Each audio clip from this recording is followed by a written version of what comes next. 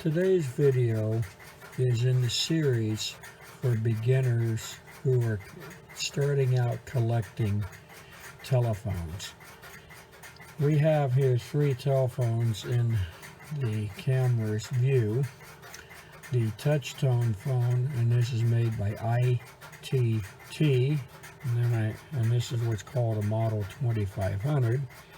Then we have a Model 500, and that is manufactured by Western Electric. And then here we have what is called a Seafoam Green, and that is produced by Automatic Electric. The scope of this video will be handset cords, how to put handsets together, disassemble them, and what the insides of the phones look like. I intentionally chose these 3 phones because of their age, manufacture, and so forth.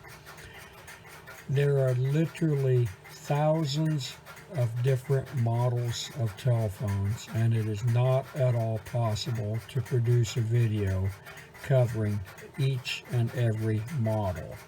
So the information that I am providing is the basic concepts which can be adapted to any telephone. So I have watched on various forums in the past where people had difficulties disassembling the handset, worried about cords and so forth. So this video is primarily geared at what you can and can't do with it.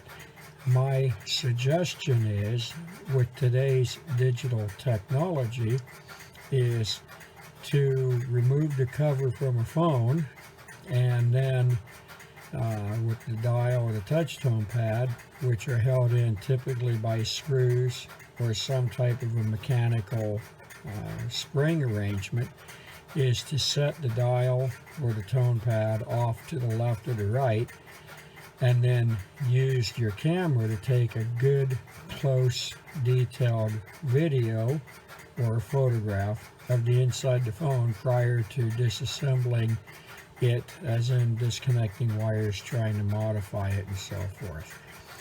I do have some videos presently that talks about if you have a telephone that does not ring, and it's primarily a Western Electric, one of the things to look for that is a very simple fix. I also have a video regarding touch-tone telephones that when you press one of the buttons, it does not produce the tone, on a possible fix for that.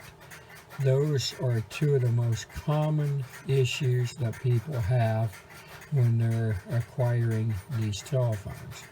Some people only have 1 or 2 phones and they just simply want them to work, and they are not collectors.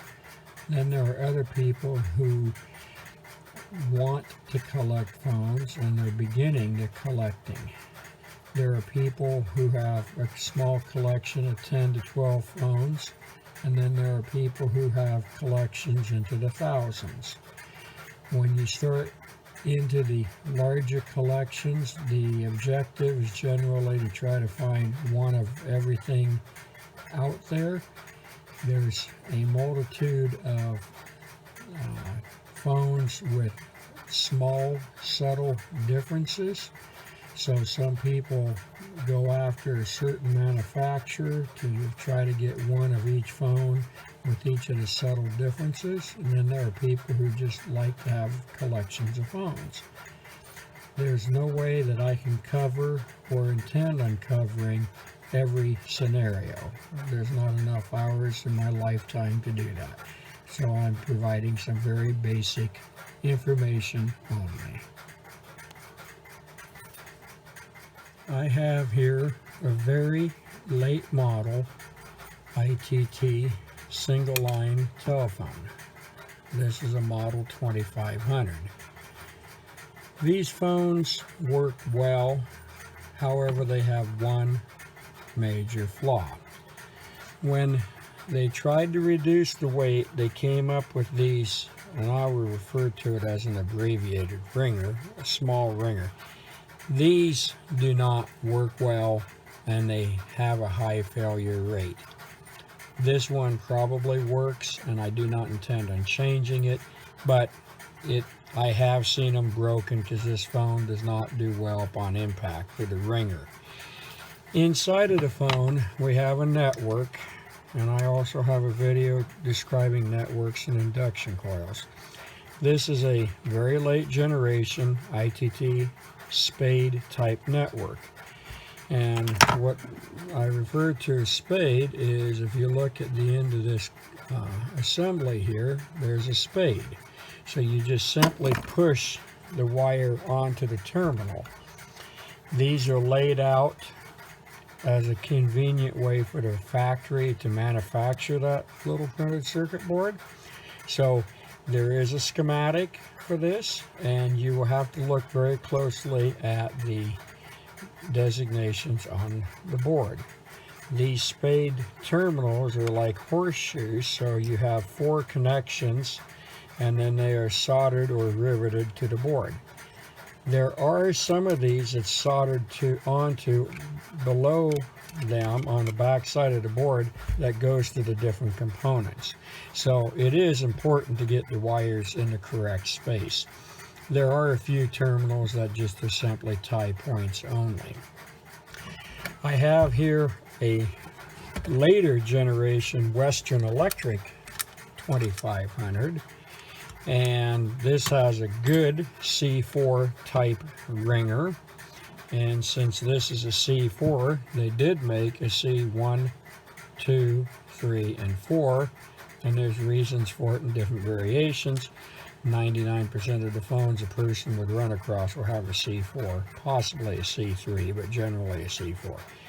This is a network that's identical to the ITT from an electrical point of view, but it's manufactured by Western Electric.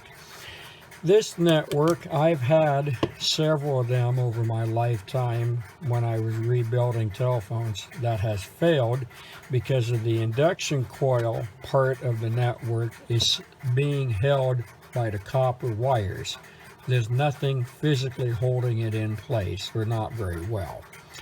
The really old generation Western Electric, ITT, and Stromberg type bases have a 425 type transmission network. These don't go bad. I've never seen one bad. I've seen them, almost destroyed, but they still worked. Yes, you can destroy them if you really work at it, but these are just rock solid. And this is a newer style ringer, so this phone had been refurbished at one point in its life. The touchtone pads that Western made are different from an electrical point of view, and I will in a future video discuss touchtone pads, the various types, but that is out of the scope of today's video. So this is a Western touchtone pad, and then this is a late generation ITT. This is an electronic IC chip versus the Western Electric or coils and contacts. When a person acquires some of these telephones, there's 2 different types of phones age-wise. There are ones that the telephone handset, such as the 500 set here, you cannot unplug the handset. This is what is called hardwired. When you look at the modern telephones, they are all modular, and you can unplug the handset from the cord. And I will show some of the insides, depending on the age of the phone. In the late 1970s, the Bell system was transitioning to modular telephones. ITT and Stromberg Carlson was a little bit later, but they did start transitioning to modular telephones. I could take this physical ITT base, remove the jacks, and put hardwired cords in because the stamped out base was never modified. So I can put a hardwired cord because there is still the place for the clip, the strain relief to go on both the handset as well as the line cord. In the same thing, you can take a non-modular telephone if you have the handset and line jacks and convert it to modular. That was done many times because late in the late 70s, early 80s, people wanted modular telephones so they could put on longer cords and maybe move the phone from one jack to another jack and so forth. So the modular concept really did take off. In addition to that, there were people who collect hardwired phones specifically. They don't want the modular stuff because they see that as too new. So it depends on your preference and what you're attempting to do. I have here the automatic electric phone, which is on the left, and the Western, which is on the right. I'm very negative and anti-automatic electric. It was not great stuff, but they were one of the largest manufacturers next to Western Electric and ITT. They did have some good switching equipment. Most of the customer terminal equipment of later years was pretty low quality. The sad thing about the AE, Western, ITT, Stromberg, Northern Electric, and so forth, there's absolutely not one single part that is interchangeable between those phones. Automatic Electric made their phone so you had to buy their parts, and no one else's equipment would work in that phone. So if you have an automatic electric phone that you're restoring, you have to find automatic electric parts. They even manufactured their own handset cords to be different from a mechanical point of view than the other manufacturers in the United States. So if you were an independent telephone company and you were utilizing ITT, Stromberg, North Electric, and so forth, you had to have cords for one kind of phone, and then automatic electric, you had to have a complete inventory just to support the automatic electric phones. Automatic Electric's rotary dials are much better made than pretty much the rest of them. Western Electric did make fantastic dials that worked well, but they were kind of noisy depending on the model number of the dial, as were AE, the later generations will quiet. The handsets are not interchangeable, the cords are not interchangeable. So I will quickly take apart a handset of each one of these phones so you can see the components. With the handset caps removed off of both handsets, you can tell that this is an automatic electric transmitter. Some people call them microphones. Well, the audio world was invented after the telephone. The telephone industry called these transmitters. And if you look at all of the documentation, they're referred to as transmitters. They're not microphones. Yes, in today's modern world, if you have a very modern electronic telephone, they're using speakers for what would be the microphone. They're the difference between carbon mics and dynamic. Here is a Western Electric version of a T1, and this again is a transmitter.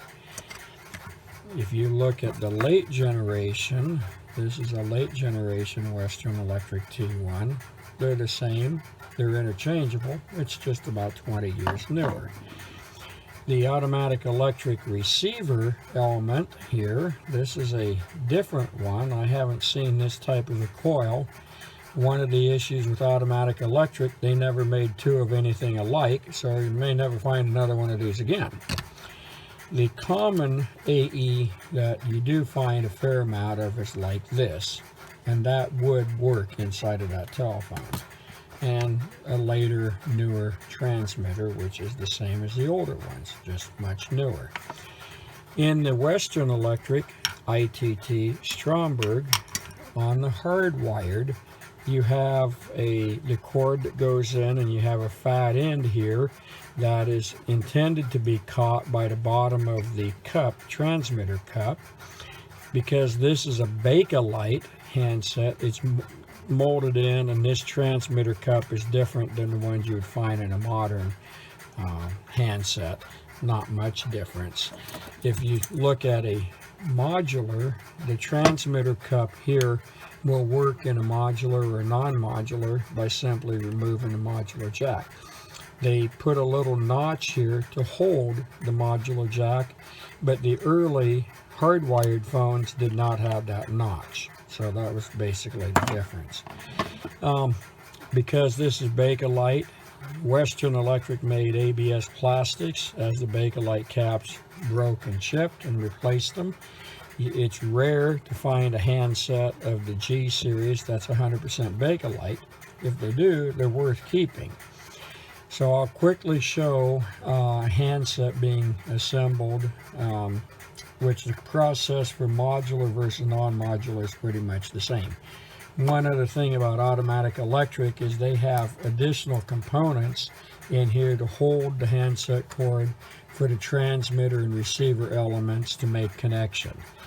In some ways, this was a better design because you don't have wires hanging out to connect like the Western, ITT, and Stromberg. But again, it depends on the model of the phone. I have here a hardwired old style cord.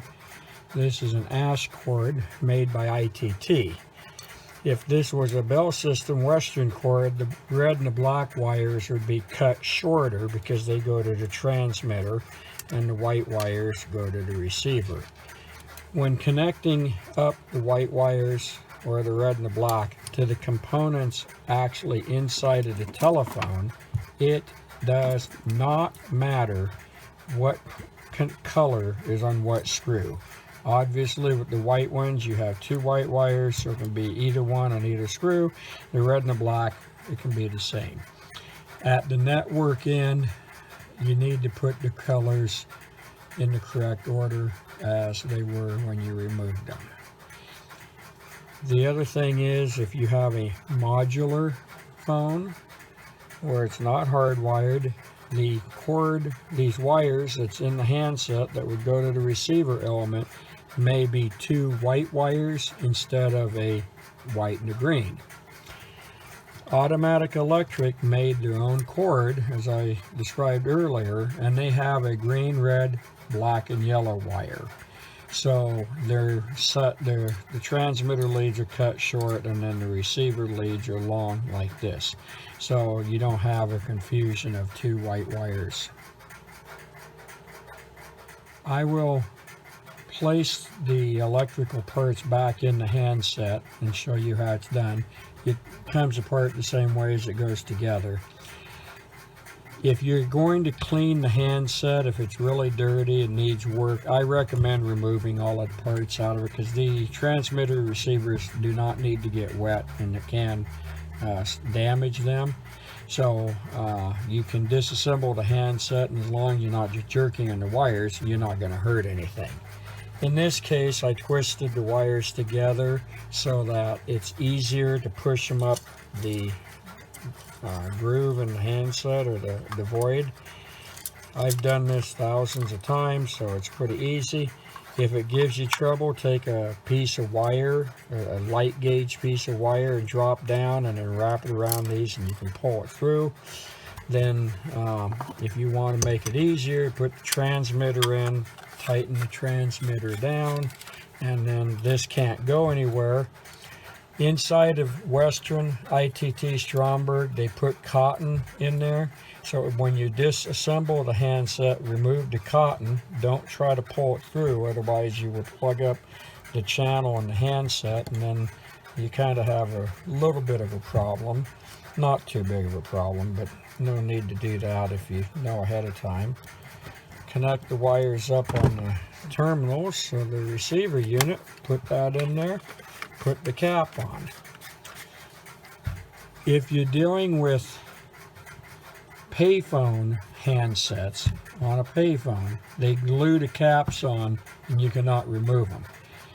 Sometimes you'll find on handsets like this in the F-Series that the caps are so tight that you may need a tool, and I have the tool, but as long as you have some way of gripping it without damaging it, this is made to actually grip, so I can tighten or untighten the handset cap. They're just perfectly fine being tightened, hand tightened.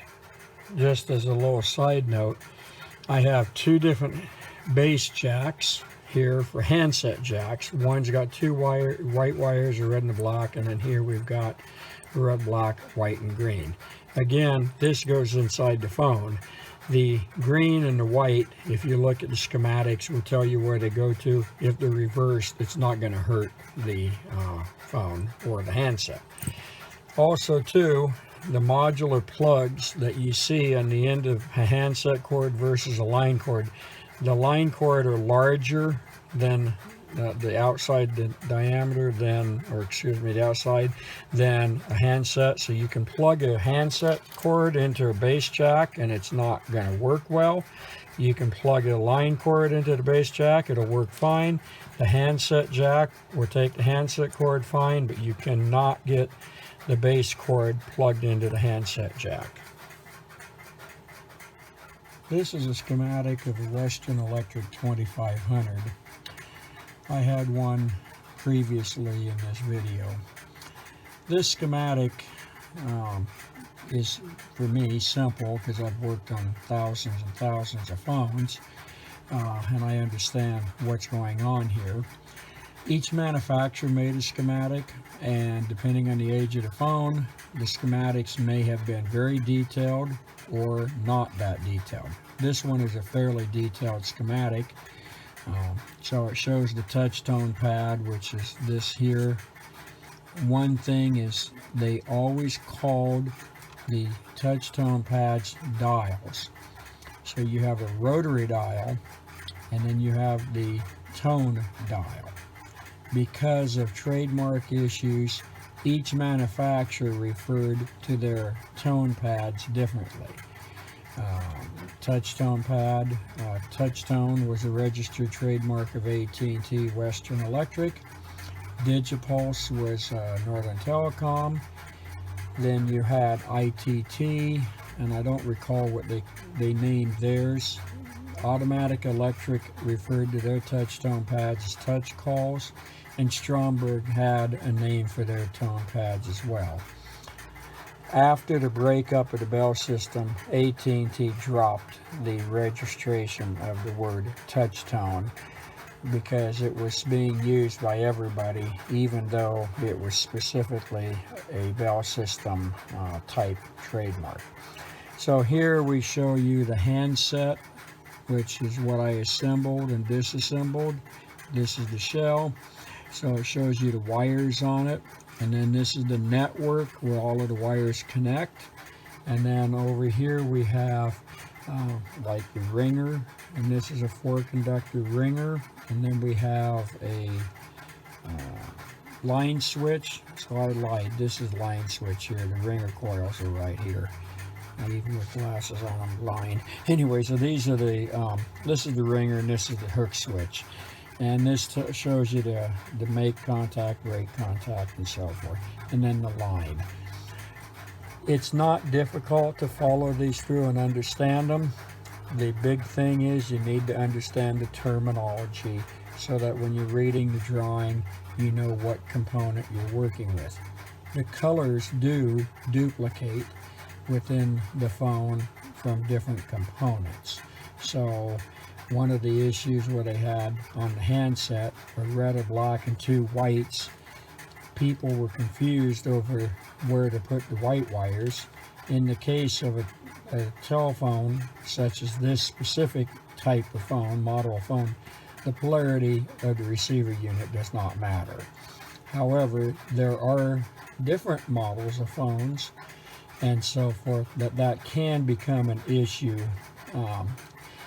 They have 3-wire handsets and 4-wire. When you get into the 302s, 102s, and a lot of the early sets, you'll have a 3-wire handset which are combining one wire to transmitter, one wire to receiver together in the handset.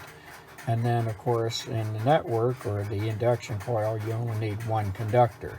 In the more modern, where they went to the G handsets, they put 4 wires in. And if it was needed in the rotary sets, then they would take and tie 2 leads together in the base of the phone onto one terminal on the network. So that is kind of a different thing to, if you're working on one kind of phone and you jump to another one, keep that in mind. There are 2 telephone clubs in the U.S. The first one is Antique Telephone Collectors, and the other one is the Telephone Collectors International. I'll try to figure out how to put the links in my description. They have good libraries and resource for it. Once again, I do not intend to provide a point-to-point, pin-for-pin wiring of any telephone. There's too many of them out there, and there's too many different types of networks, and I'm not going to try to do that. There's lots and lots of technical information available on the internet. So a little bit of research, you should find the schematic to do what is trying to be done. This is an automatic electric schematic for one of their touch-tone phones. This is drawn in a much different way, but it is a good detailed drawing. One issue with automatic electric, depending on when the phone was made, what the phone was intended to do, you have to have the schematic for that specific phone. And since they really didn't make many phones that were alike, they were all different. I don't want to tell you it's impossible to take a schematic of one phone and try to wire another one. I can probably do it. I'd have to give it a little thought. But the thing with automatic electric, everything was its own thing. Every day was its own day. They just did not believe in anything being standard other than their equipment was not interchangeable with their own equipment or anybody else's. So working with automatic electric stuff will be an education every single time. I thought I'd give a quick overview of my workbench. The relay sound you hear in the background is an interrupter running in the central office. For those who are bothered by it, you hear the interrupter operating the slave relays. And here is some of the switching equipment that's behind my workbench. I'm including a few seconds of a 6-button telephone. This is a business telephone with a mounting cord. I will eventually provide videos on business telephones. I do not recommend attempting to work on key telephones until you've had a good grasp of how a single line phone works. This multi-button phone we're looking at is simply a base 2500 with a selector switch. Most of the components are interchangeable between this and the 500/2500. One quick note about networks. If the network was used in a rotary dial telephone, there is a capacitor inside of the network between terminals F and RR. Touch-tone phones did not need that capacitor, and they did not install it. So there is a difference between the touch-tone and rotary network. They'll work fine interchangeably, but there is a difference. These are the relays that are following the cams in the interrupter, providing 60 and 120 IPMs that you hear in the background. These run 24/7 in my central office, and any videos that I produce at my workbench, you will always hear these operating. Well, I hope you enjoyed the video. If you found any information useful, please give me a thumbs up, middle finger, or something. Like and subscribe.